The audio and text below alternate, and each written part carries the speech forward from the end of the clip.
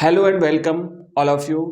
आज की इस क्लास में हम ज्योग्राफी का सेकंड चैप्टर ब्लूप्रिंट के हिसाब से हमारी कैप्सूल सीरीज के तहत कवर कर रहे हैं। सेकंड चैप्टर है विश्व जनसंख्या वितरण घनत्व और वृद्धि। इस चैप्टर में हमने कल वाली क्लास की तरह आज भी सभी प्रकार के प्रश्न शामिल किए हैं, जिसमें बहुविकल्पात्मक प्रश्न भी हैं, रिक्त स्थान के प्रश्न भी हैं, लघुतरात्मक अति लघुतरात्मक। तो आइए शुरुआत करते हैं और पर डे एक एक चैप्टर हमारा आपको मिलता रहेगा और इस तरीके से हम हमारे ज्योग्राफी का सिलेबस जो है वो कवर करने वाले हैं। आइए पहला प्रश्न देखिए बच्चों, जिस तरीके से आपको प्रश्नों का आंसर आता है तो आपको कमेंट बॉक्स में कमेंट करना है। आप कमेंट करेंगे और जिन प्रश्नों का आंसर आता है आंसर देते जाएंगे, नहीं आता है तो कॉपी पेन लेकर के बैठना है और नोट करना है। मैं आपको इसमें कुछ एक्स्ट्रा चीज़ें बताऊंगा जो आपको एग्जाम में हेल्प करेंगी। प्रश्न पहला क्या है कि निम्नलिखित में से किस महाद्वीप में जनसंख्या सर्वाधिक है। अब देखो, जो ऑप्शन आपको दिए हैं उन्हीं ऑप्शनों का ध्यान रखना है और ये देखना है कि विश्व में सर्वाधिक जनसंख्या कौन से महाद्वीप में है। अगर बात करें अफ्रीका की, उसके बाद करें एशिया की, फिर है दक्षिण अमेरिका और उत्तरी अमेरिका। तो देखो भाई, ये दो तो कट गए और उसके बाद बचते हैं दो, लेकिन दो में सही जवाब है एशिया। तो आप सभी को राइट आंसर लिखना है कि एशिया महाद्वीप में विश्व की सर्वाधिक जनसंख्या निवास करती है। क्यों करती है एशिया महाद्वीप में? क्योंकि विश्व के सर्वाधिक आबादी वाले ज्यादातर देश जो है वो एशिया महाद्वीप में है। अब वो कौन कौन से देश हैं तो आप यहाँ पे देखेंगे कि एशिया महाद्वीप में विश्व की सर्वाधिक जनसंख्या निवास करती है, जिसमें चीन और भारत जैसे अत्यधिक जनसंख्या वाले देश शामिल हैं। अभी एशिया महाद्वीप में और भी जो देश हैं, जैसे एशिया महाद्वीप में विश्व में सर्वाधिक 10 जनसंख्या वाले देशों में से कितने एशिया में हैं? तो 6-7 देश जो है वो हम अभी नेक्स्ट आगे प्रश्न आएगा उस प्रश्न में उन 7 देशों को देखेंगे। आप लिखते रहिए इस तरीके से। अगर देखो, ये तो सर्वाधिक जनसंख्या वाला पूछा, अब ऐसा भी पूछ सकते हैं कि विश्व में सर्वाधिक जनसंख्या वाला देश कौन सा है। वैसे सभी को पता है, पर फिर भी दूसरे नंबर का सर्वाधिक जनसंख्या वाला देश कौन सा है। तो ऐसे प्रश्न आ सकते हैं, इसलिए आप इन एक्स्ट्रा इंफॉर्मेशन को अपने इसमें शामिल करें। देखो, दूसरा प्रश्न है, रिक्त स्थान का प्रश्न है कि जनसंख्या की दृष्टि से भारत का विश्व में कौन सा स्थान है। अति लघुतरात्मक प्रश्न है। तो जनसंख्या के हिसाब से अभी हमने पिछले प्रश्न में भी देखा कि विश्व के सर्वाधिक जनसंख्या वाले जो 2 राष्ट्र हैं उसमें पहला तो है चीन का और दूसरा स्थान है भारत का। वैसे अभी भारत पहला है, लेकिन रिकॉर्डेड आपकी किताब में जो दिया हुआ है आंसर, उसके हिसाब से भारत का जो है वो दूसरा स्थान है। तो आप राइट आंसर लिखना, भारत विश्व में दूसरा स्थान है, जबकि पहले स्थान पर कौन है भाई? चीन है। नेक्स्ट देखो, तीसरा प्रश्न है, निम्न में से कौन सा जनसंख्या वितरण को प्रभावित करने वाला भौगोलिक कारक नहीं है। बात करिए, एक तो भौगोलिक कारक और दूसरा नहीं है। तो देखो, भू आकृति भौगोलिक कारक है, जल की उपलब्धता भौगोलिक कारक है, जलवायु ये भी भौगोलिक कारक है, लेकिन औद्योगिकरण जो है ये भौगोलिक कारक नहीं है, बल्कि ये एक आर्थिक कारक है। तो इस प्रश्न का सही जवाब क्या हो गया बच्चों? ऑप्शन डी जो है वो राइट आंसर है। ऑप्शन द जो है वो इस प्रश्न का सही जवाब है। अब देखो, औद्योगिकरण जो है ये एक आर्थिक कारक है, जबकि भू आकृति, जल की उपलब्धता और जलवायु भौगोलिक कारक है जो जनसंख्या वितरण को सीधे तौर पर प्रभावित करते हैं। नेक्स्ट प्रश्न देखो बच्चों, अगर आपको इसके नोट्स चाहिए ना तो आप हमारा व्हाट्सएप ग्रुप ज्वाइन कर सकते हो, आप हमारा ऐप डाउनलोड कर सकते हो, जहां पे लिंक इस वीडियो के डिस्क्रिप्शन में। आप हमारा टेलीग्राम चैनल ज्वाइन कर सकते हो, तो आपको वहां पे जो है वो एग्जाम से रिलेटेड हर इंफॉर्मेशन मिल जाएगी। आगे बढ़ते हैं, नेक्स्ट प्रश्न है रिक्त स्थान का कि स्थान जहां लोग आगमन करते हैं वह क्या कहलाता है। मतलब 2 स्थान होते हैं बच्चों। एक तो क्या होता है कि जैसे मान लीजिए एक स्थान तो ये है और दूसरा स्थान ये है। अगर यहां से लोग जा रहे हैं यहां की तरफ, तो ये क्या कहलाएगा और ये क्या कहलाएगा। दोनों स्थान का आपको ध्यान रखना है। तो जहां लोग, क्या कहा है इसमें कि लोग जहां पर आगमन करते हैं, तो ये वाला स्थान तो ये गंतव्य स्थान कहलाएगा। लोग जहां पे पहुंच रहे हैं, जिस स्थान पे, जिस नए स्थान पे जा रहे हैं वो आगमन स्थान कहलाएगा। और जहां से जा रहे हैं ये उद्गम कहलाएगा। मतलब यहां से अगर जा रहे हैं, यहां पे जा रहे हैं, ठीक है, तो ये उद्गम कहलाएगा। ये तो उद्गम स्थल हो गया और ये जो है वो आगमन स्थल या गंतव्य स्थल हो गया ना, गंतव्य स्थल हो गया।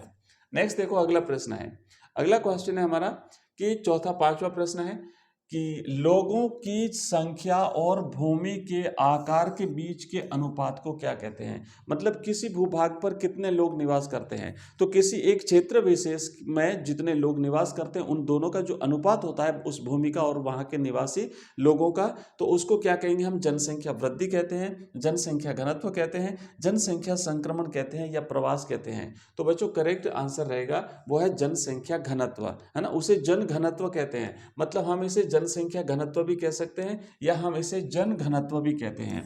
आप इसको लिखते रहें, जन घनत्व। और मैं आपको बता दूं कि ज्योग्राफी के अलावा हमारे हिस्ट्री की क्लास आती है, पॉलिटिकल साइंस मैं आपको पढ़ाता हूं, हिंदी साहित्य हम पढ़ते हैं, साथ ही साथ हमारी दोनों कंपलसरी सब्जेक्ट की लाइव क्लासेस आती हैं। इंग्लिश कंपलसरी की मॉर्निंग में 6 बजे और हिंदी कंपलसरी की शाम को 8 बजे हमारी लाइव क्लास होती है।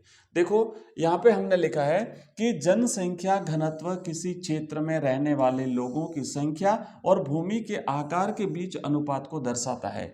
इसमें आमतौर पर व्यक्तियों प्रति वर्ग किलोमीटर मापा जाता है। मतलब एक वर्ग किलोमीटर क्षेत्र में जितने लोग निवास करते हैं उन लोगों का अनुपात जो है उस भूमि के साथ, वो जनसंख्या घनत्व कहलाता है या जन घनत्व भी हम उसे कहते हैं। अगला प्रश्न देखो कि जनसंख्या घनत्व का सूत्र क्या है। अब बताइए जनसंख्या का ये जो घनत्व है ना, ये निकालेंगे कैसे। किसी क्षेत्र विशेष में जनसंख्या जो निवास करती है, जैसे अगर पूरे भारत का हम निकालते हैं कि भाई भारत का जन घनत्व कितना है, तो ये निकालने का सूत्र क्या है। तो बच्चों जितनी जनसंख्या होती है उस टोटल जनसंख्या में उस भूभाग, उस जो जमीन है, उस भू क्षेत्र है, उसका भाग दिया जाता है। तो आंसर देखो लिखा है कि जनसंख्या घनत्व निकालने के लिए हम कुल जनसंख्या में भाग देंगे किसका, उस भौगोलिक क्षेत्रफल का। तो इस तरीके से यहाँ पे देखो जनसंख्या, और इस जनसंख्या में हम क्या करेंगे भाई, भाग दे देंगे उस क्षेत्र का। तो ये क्या आ जाएगा हमारा, वो जन घनत्व आ जाएगा। नेक्स्ट प्रश्न देखो अगला बच्चों, अगला है 7वां प्रश्न कि समय के दो अंतरालों के बीच एक क्षेत्र विशेष में होने वाली जनसंख्या में परिवर्तन को क्या कहते हैं। मान लीजिए 2010 से लेकर के 2020, तो ये 2020 के बीच का जो 10 वर्षों का अंतराल है, ये एक अंतराल हो गया दो समयों के बीच का। और इस अंतराल में कितनी जनसंख्या बढ़ी कितनी घटी, अगर ये हमें तय करना है तो हमारे पास 2010 की और 2020 की यानी 11 और 21 की जनसंख्या के आंकड़े जब आते हैं तो वो जो वृद्धि जो होती है उसे हम जनसंख्या वृद्धि कहते हैं। राइट आंसर है बच्चों ऑप्शन बी, जनसंख्या वृद्धि कहलाता है। अब यहाँ पे देखो कि जनसंख्या की वृद्धि किसी क्षेत्र में समय के दो अंतरालों के बीच जनसंख्या में होने वाले परिवर्तन को कहते हैं। चाहे वो ऋणात्मक हो सकता है, चाहे वो धनात्मक हो सकता है। तो यह जन्म दर, मृत्यु दर और प्रवास पर निर्भर करती है। तो अब यहाँ से एक और प्रश्न बनता है कि जो जनसंख्या है, तो जनसंख्या के वितरण को प्रभावित करने वाले 3 कारक होते हैं। कौन कौन से होते हैं। एक तो जन्म दर होती है, अगर जन्म दर उच्च है तो जनसंख्या वृद्धि सर्वाधिक होगी। दूसरी होती है मृत्यु दर, अगर मृत्यु दर उच्च है तो जनसंख्या वृद्धि ऋणात्मक होगी। मृत्यु दर अगर कम है तो भी जनसंख्या वृद्धि बढ़ेगी। और प्रवास, अगर लोग एक स्थान से दूसरे स्थान पर जा रहे हैं तो वो भी जो है वो जनसंख्या वितरण को प्रभावित करते हैं। नेक्स्ट प्रश्न देखो कि विश्व की जनसंख्या रूप से वितरित है। किस रूप से है। तो बच्चों विश्व में जनसंख्या समान रूप से कहीं पर भी नहीं है। कहीं तो ऐसे देश है जहां पर बहुत ज्यादा जनसंख्या निवास करती है और कई ऐसे देश हैं जहां पर बहुत कम जनसंख्या निवास करती है। तो ये असमान है ना, आप इसे कहेंगे कि भाई विश्व में जनसंख्या जो है वो असमान रूप से वितरित है या असम रूप से वितरित है। तो जैसे कि कहीं जैसे चीन है, भारत है, बहुत ज़्यादा जनसंख्या निवास करती है, जबकि कई ऐसे राष्ट्र हैं जैसे कि रूस है तो बहुत कम जनसंख्या निवास करती है। अब देखो नेक्स्ट प्रश्न है कि विश्व के 10 सर्वाधिक आबादी वाले देशों में कितने देश एशिया महाद्वीप में स्थित हैं। तो अब वैसे भी पता है कि भाई कौन सा महाद्वीप है जहां पे विश्व की सर्वाधिक जनसंख्या निवास करती है, तो एशिया महाद्वीप है। और एशिया में भी सर्वाधिक जनसंख्या निवास वाले देश कौन से हैं। तो सबसे पहला नाम तो आएगा बच्चों चीन का, उसके बाद फिर नाम आएगा बच्चों, पहला नाम तो आएगा चीन का, दूसरा नाम आएगा भारत का। तो इस तरीके से हम जो 7 राष्ट्र हैं उसको देखते हैं। 10 सर्वाधिक आबादी वाले देशों में कितने देश महाद्वीप अवस्थित है। तो इसमें 7 देश हैं। 7 देश कौन सा है। पहला चीन, दूसरा भारत, तीसरा पाकिस्तान, फिर बांग्लादेश, जापान, फिलीपींस और वियतनाम। ये एशिया महाद्वीप में सर्वाधिक आबादी वाले देश हैं। अब अगला प्रश्न देखो, नेक्स्ट है हमारा 10वां प्रश्न है कि निम्नलिखित में से कौन सा एक विरल जनसंख्या वाला क्षेत्र नहीं है। पहले तो समझना है विरल का मतलब क्या होता है। विरल का मतलब होता है कम बसा हुआ, और वो भी नहीं है मतलब, तो इसका मतलब हुआ सघन जनसंख्या वाला देश कौन सा है इसमें से, है ना। सघन जनसंख्या वाला क्षेत्र कौन सा है। तो देखो बच्चों, ऑप्शन है एक तो अटाकामा, ये अटाकामा मरुस्थल है। तो भाई मरुस्थल में तो जनसंख्या जो है वो सघन नहीं बल्कि विरल पाई जाती है। दूसरा है भूमध्य रेखीय प्रदेश, ये भूमध्य रेखीय प्रदेश, यहाँ की जलवायु भी बड़ी कठोर होती है, इसलिए यहाँ भी ज़्यादा जनसंख्या निवास नहीं करती है। फिर है दक्षिण पूर्वी एशिया, और बिल्कुल दक्षिण पूर्वी एशिया ये सघन जनसंख्या वाला, यहाँ पे बहुत घनी आबादी बसी हुई है, तो इसलिए ये सघन जनसंख्या वाला देश है। और ध्रुवीय प्रदेशों में भी जनसंख्या सघन नहीं होती है बल्कि विरल होती है, क्योंकि जलवायु बड़ी जटिल होती है, कठिन होती है, बर्फीले प्रदेश है, इसलिए यहाँ पे जनसंख्या निवास जो है वो कम होता है। तो राइट आंसर रहेगा बच्चों दक्षिण पूर्वी एशिया। देखो यहाँ लिखा हुआ है कि दक्षिण पूर्वी एशिया जैसे भारत है, चीन है, इंडोनेशिया, वियतनाम, थाईलैंड, ये घनी आबादी वाला क्षेत्र है, ज़्यादा जनसंख्या यहाँ पे निवास करती है। जबकि अटाकामा मरुस्थल यानी रेगिस्तान, भूमध्य रेखीय प्रदेश और ध्रुवीय प्रदेश में कठोर जलवायु के कारण यहाँ पे जनसंख्या जो है वो विरल रूप से पाई जाती है या कम पाई जाती है। नेक्स्ट देखो, अगला प्रश्न है हमारा 11वां प्रश्न है कि निम्नलिखित में से कौन सा एक प्रवास का प्रतिकर्ष कारक है। प्रवास के दो कारक होते हैं, एक अपकर्ष कारक होता है और एक प्रतिकर्ष कारक होता है। अपकर्ष कारक और प्रतिकर्ष कारक। अपकर्ष कारक वो होते हैं जो जनसंख्या को आकर्षित करते हैं, और प्रतिकर्ष कारक वो होते हैं जो जनसंख्या को किसी अन्य स्थान पर जाने के लिए बाध्य करते हैं। तो कारण पूछा है प्रतिकर्ष कारक नहीं है, तो अपकर्ष कारक कौन सा है, हमेशा ऑपोजिट मान लेना है। प्रतिकर्ष नहीं है मतलब अपकर्ष है। तो देखो क्या है, शैक्षणिक सुविधाएं, उसके बाद बेरोजगारी, उपद्रव और महामारी। तो बेरोजगारी, उपद्रव और महामारी ये तो हो गए प्रतिकर्ष कारक, और शैक्षणिक सुविधाएं ये हो गया अपकर्ष कारक। जहां पर शैक्षणिक सुविधाएं ज्यादा होगी वहां पे लोग बसने का प्रयास करेंगे। अगला क्वेश्चन देखो हमारा नेक्स्ट है 12वां प्रश्न है। 12वां शैक्षणिक सुविधा हो गया। 12वां प्रश्न देखो कि किस विद्वान ने कहा था कि लोगों की संख्या खाद्य आपूर्ति की अपेक्षा अधिक तीव्र गति से बढ़ रही है। मतलब जितना कि उत्पादन नहीं बढ़ता, खाद्यान्न का उत्पादन नहीं बढ़ता, उससे तीव्र गति से जो है वो जनसंख्या बढ़ती है। ब्लॉस, रेडजल, क्रेसिया, माल्थस। तो बच्चों ये एक प्रसिद्ध अर्थशास्त्री हुए हैं माल्थस।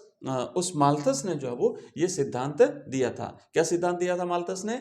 माल्थस ने ये सिद्धांत दिया था कि जनसंख्या जो है, देखो यहाँ पे देखो कि अंग्रेज अर्थशास्त्री थॉमस रॉबर्ट माल्थस ने अपनी पुस्तक, अभी इनकी किताब का नाम भी याद रखना, कभी मान लो आ जाए कहीं पूछ लिया जाए, एन ऐसे on the principle of population में यह सिद्धांत 1998 में दिया था। यह सिद्धांत दिया था कि जनसंख्या गुणोत्तर दर से बढ़ती है ना, जो ज्योमेट्रिक रूप से बढ़ती है, जबकि खाद्यान्न उत्पादन केवल अंक गणितीय यानी अरिथमेटिक दर से बढ़ता है, जिसमें भविष्य में खाद्य संकट उत्पन्न हो सकता है। इसे माल्थसियन सिद्धांत के नाम से भी जाना जाता है।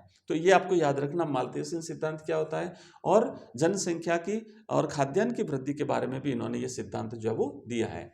नेक्स्ट प्रश्न देखो कि जनसंख्या परिवर्तन के 3 घटक हैं। पहला है जन्म, दूसरा है मृत्यु, और तीसरा सभी को पता है प्रवास। प्रवास का मतलब एक स्थान छोड़ करके दूसरे स्थान पर बसना। तो जो स्थान छोड़ेंगे वहां पे जनसंख्या कम, जहां पे जाके बसेंगे वो वहां पे जनसंख्या सघन, मतलब जो नगरीय क्षेत्र है जहां पे सुख सुविधाएं ज्यादा है वहां पे लोग बसने का प्रयास करेंगे।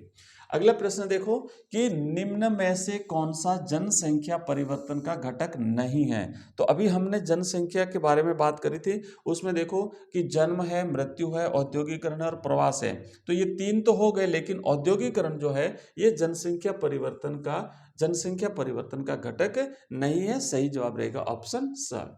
अगला प्रश्न देखो, हाँ, जनसंख्या परिवर्तन के मुख्य घटक हैं जन्म, मृत्यु और प्रवास होते हैं। औद्योगिकरण एक आर्थिक प्रक्रिया है, मतलब ये जनसंख्या को प्रभावित करने वाला घटक नहीं है, जो अप्रत्यक्ष रूप से जनसंख्या वितरण और प्रवास को प्रभावित कर सकता है, लेकिन यह स्वयं जनसंख्या परिवर्तन का प्रत्यक्ष घटक नहीं है। भाई जहां पे औद्योगिकरण होगा वहां रोजगार के अवसर भी वहां पे होंगे, तो वहां पे जनसंख्या बचने का प्रयास करेगी। तो अप्रत्यक्ष रूप से तो ये उसे प्रभावित करता है, लेकिन डायरेक्ट रूप से ये नहीं करता। नेक्स्ट है 15वां प्रश्न कि निम्न में से किस महाद्वीप की जनसंख्या सबसे कम है। ऑप्शन एक है एशिया महाद्वीप, दूसरा है उत्तरी अमेरिका, तीसरा ओशनिया और चौथा यूरोप। तो भाई एशिया महाद्वीप में तो विश्व की सर्वाधिक जनसंख्या है, तो ये तो हो गया सर्वाधिक वाला, इसलिए ये तो हमारा ऑप्शन कट गया। फिर बच्चे हमारे पास 3, तो उसमें से राइट आंसर है ओशनिया महाद्वीप जो है बच्चों, यहाँ पे विश्व की सबसे कम जनसंख्या निवास करती है। देखो ओशनिया महाद्वीप की जनसंख्या सबसे कम है, इसमें ऑस्ट्रेलिया आता है, इसमें न्यूजीलैंड आता है, इसमें पापुआ न्यू गिनी आता है और इसमें प्रशांत महासागर के छोटे द्वीपीय देश शामिल है। यहाँ का भौगोलिक क्षेत्रफल बड़ा होने के बावजूद यहाँ आबादी बहुत कम निवास करती है। अगले आगे बढ़ते हैं। अगला हमारा प्रश्न देखो 16वां प्रश्न है कि वह स्थान जहां से लोग गमन करते हैं वो क्या कहलाता है। अभी थोड़ी देर पहले हमने देखा था, मान लीजिए ये 2 स्थान है, यहां से लोग अगर यहां चले जाते हैं तो ये जो स्थान है वो तो हो गया गंतव्य स्थान, है ना, गंतव्य। लेकिन जहां से गमन करते हैं, यहां से गए हैं, तो ये स्थान क्या कहलाएगा, तो बच्चों ये स्थान जो है वो कहलाएगा उद्गम स्थल, है ना, उद्गम स्थल कहलाएगा। तो राइट आंसर रहेगा इसका ऑप्शन ब, ये उद्गम स्थल कहलाएगा। अगला प्रश्न देखो, नेक्स्ट है, हाँ, जिस स्थान से लोग पलायन यानी माइग्रेशन करते हैं उन्हें उद्गम स्थल कहते हैं, सोर्स प्लेस कहते हैं, और जहां पे जाकर के बसते हैं उसे गंतव्य स्थल या फिर डेस्टिनेशन प्लेस जो है वो उसे कहते हैं। आइए नेक्स्ट प्रश्न की तरफ बढ़ते हैं। 17वां है, इमर्सन के अनुसार स्वर्ण नहीं वरन किसी देश के निवासी ही उसके वास्तविक क्या होते हैं, उसकी वास्तविक पूंजी या उसकी वास्तविक संपत्ति होते हैं। किसी भी राष्ट्र की वास्तविक संपत्ति कौन होता है बच्चों, इमर्सन के अनुसार उस देश के नागरिक, उस देश के लोग, उस देश की संपत्ति होते हैं, वास्तविक संपत्ति होते हैं। 18वां प्रश्न देखो कि भारत में 2001 से 2011 की दशकीय जनसंख्या वृद्धि कितनी थी। तो बच्चों आपको याद रखना है 17.64% वृद्धि जो है वो हुई थी, भारत में दशकीय वृद्धि हुई थी।